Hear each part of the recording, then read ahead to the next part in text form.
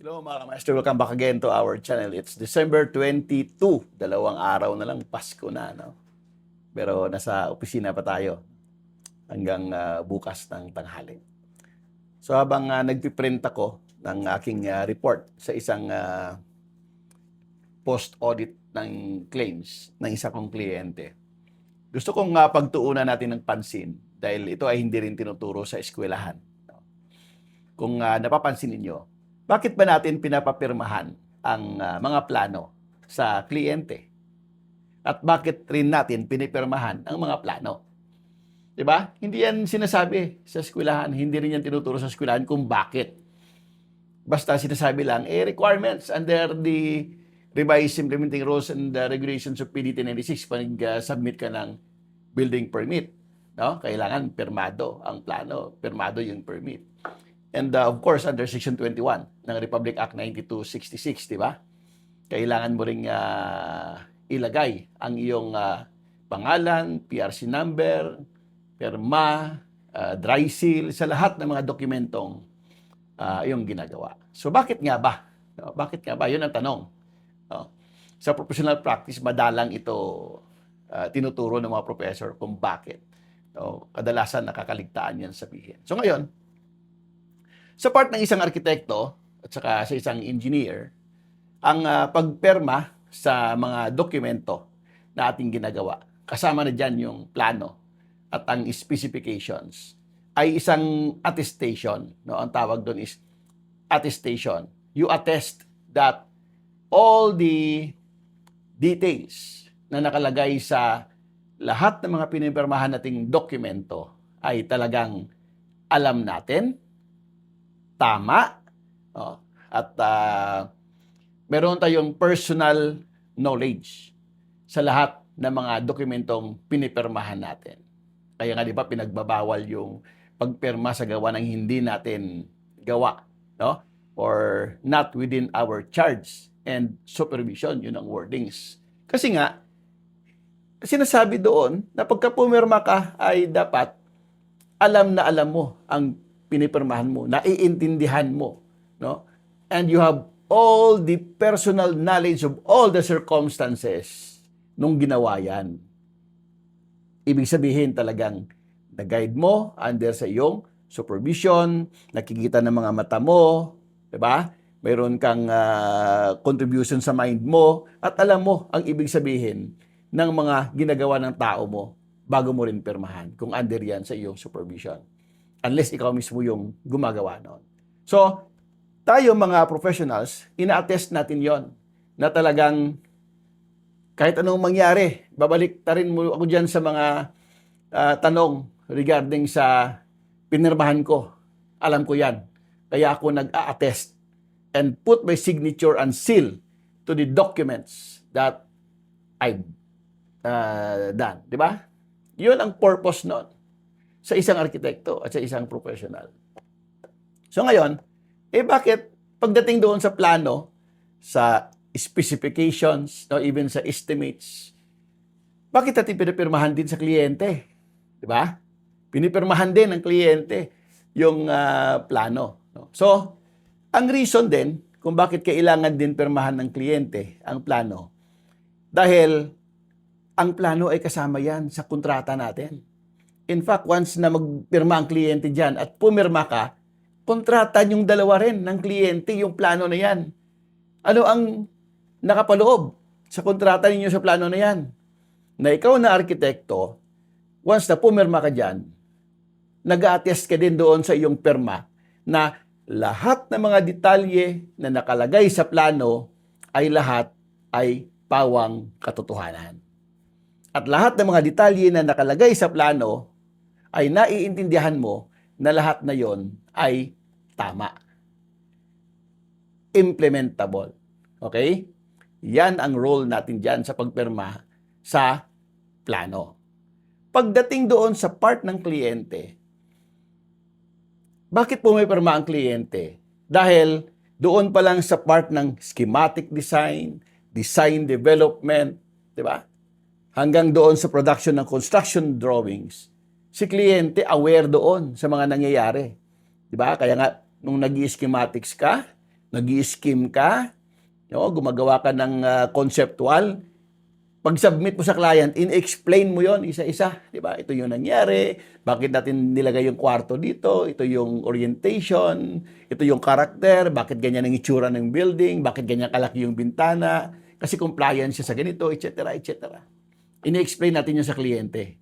At lahat ng mga prosesong yan na nangyari, no? Even yung time na nag-present ka ng swatches, nag-present ka ng mga mockboard, no? Before ka gumawa ng construction drawings, naintindihan na dapat yon ng kliyente. At yung purpose ng construction drawings, lahat ng processes na yon, nilipat mo na siya doon sa construction documents. Doon na yun sa plano na dapat ay isasubmit sa Office of the Building Official. So pinipirmahan ng kliyente yon at sinasabi ng kliyente na aware ako na ito rin yung mga present sa akin during the time na nagkaroon ng process ng schematic design, design development, presentation ng materials sa specifications. Kaya pinipirmahan ng kliyente na agree ako na ito man nakalagay sa plano na to, dumaan sa tamang proseso, aware ako, agree ako na ito yung gusto kong mangyari at approve namin itong dalawa ng architect na hinire ko sa project na to. O, di ba? Ngayon, bakit mahalaga yan? Kasi, once na pirmado na ng kliyente, ibig sabihin, binding na kayong dalawa ng kliyente doon sa design. Na yung design na yan ay naka-fix na between architect and the client. For submission na yan sa Office of the Building Official for permit purposes. Ano yung permit purposes? Permit to construct. At pag yan ay na-approve ng building official, legal documents yan, na yan lang dapat ang nakalagay sa plano na yan, ang dapat susundin pagdating sa construction. Hindi mo na yan dapat i-alter.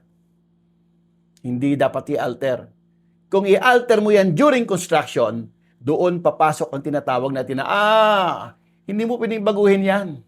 Kailangan mag-apply tayo ng tinatawag na amendatory permit. Hindi yan nadadala dapat sa as-built. Katulad ng mga nangyayari ngayon. No? Nag-revise, tapos idadaan sa as-built. Dapat hindi yon, di ba? Alam mo, yung pinirmahan ng kliyente na plano, hanggang doon ka lang bayad. Ito, hindi ninyo naintindihan, di ba? During school days. Doon ka lang bayad. Pag yan ay inapprove ng building official at nagkaroon ng revision during construction, dapat separate ang bayad nun. Kasi hindi na yon ang tamang agreement na pinamahan ninyo dalawa ng iyong kliyente. The same with the specifications. Kaya nga, di ba, may tinatawag na variation order. Pag nagbago sa actual construction, magbabago din ang fee ng isang arkitekto. Di ba? Tingnan ninyo ang kaso ni Architect Makasait. I think si Architect Makasait, doon yun sa area ng Mindanao, kung hindi ako magkakamali, sa Zamboanga. No? Ang kontrata ni Architect Makasait, nakalagay sa kanyang kontrata, based on the actual construction cost. So, nung ginawa ni Architect Makasait yung plano, nagsara sila doon sa kanyang fee. Nagkaroon ng revision during construction. Hindi involved si Architect Makasait sa supervision. Design lang siya. Nagkaroon ng revision ng contractor. Nagkaroon ng variation order, change order ng contractor na awardan. Nag-increase ang construction cost ng contractor. So, claim ni Architect Makasait yung difference doon sa fee niya based on the projected estimated cost doon sa actual cost during construction na mayroong variation. Dininay ng kliyente, government pa. Umabot yan, class, sa Supreme Court at nanalo si Architect Makasait. Wala siyang ginawa doon. No? Yan ang sinasabi ko, how important yung perma ng kliyente at ng isang arkitekto. Kasi ang perma natin, doon sa construction documents, hanggang doon lang yun. Pag nagkaroon dapat ng revision sa site, change order din yan dapat sa isang arkitekto. Pero hindi nyo ginagawa, di ba? Nililibre nyo na naman. Sino talo? Mga arkitekto, di ba? Napaka bait natin sa kliyente, di ba? So, yon.